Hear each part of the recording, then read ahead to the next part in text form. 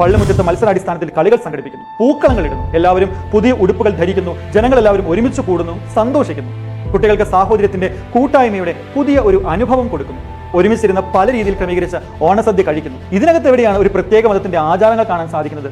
എങ്ങനെയാണ് ഇവയൊക്കെ വിഗ്രഹാരാധനയാകുന്നത്?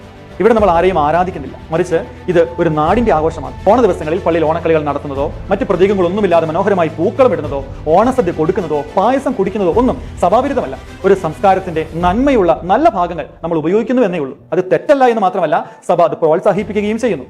അതിന് പുറംതിരിഞ്ഞ് സഭയുടെ കാഴ്ചപ്പാടുകൾ മനസ്സിലാക്കാതെ ആരെങ്കിലും പറഞ്ഞ അഭിപ്രായങ്ങൾ ആത്മീയതയാക്കി തെറ്റിദ്ധരിച്ച് സ്പർദ്ധ വരുത്തി സാമൂഹിക സാഹോദര്യത്തിന് തടസ്സം സൃഷ്ടിക്കുന്നതാണ് തെറ്റ്. അത് ദൈവം പോലും ആഗ്രഹിക്കുന്നു.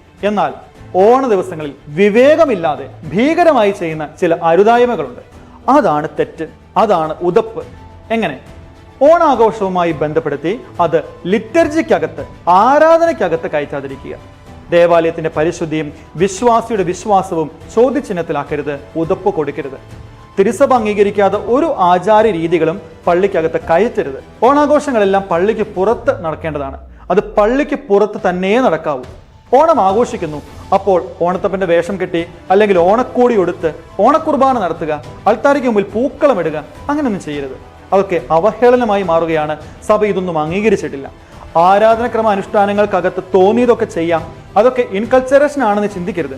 ഇൻകൾച്ചറേഷൻ അല്ല, തോന്നിവാസമാണത്.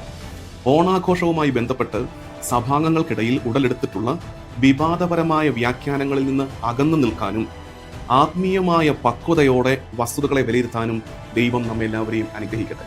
ഓണം ആഘോഷിക്കണമെന്നുള്ള ആഹ്വാനമല്ല ഈ കത്ത്, മറിച്ച് ഓണം ആഘോഷിക്കുന്നതിൽ വിശ്വാസപരമായ ഓണത്തിന്റെ ആഘോഷത്തിന്റെ മാനത്തിന്, സാംസ്കാരിക ആഘോഷത്തിന്റെ മാനത്തിന് വിശ്വാസപരമായ ഒരു തെറ്റിന്റെ ഘടകം ഇല്ല എന്നാണ് ഈ ടീച്ചിങ്ങിന്റെ അർത്ഥം.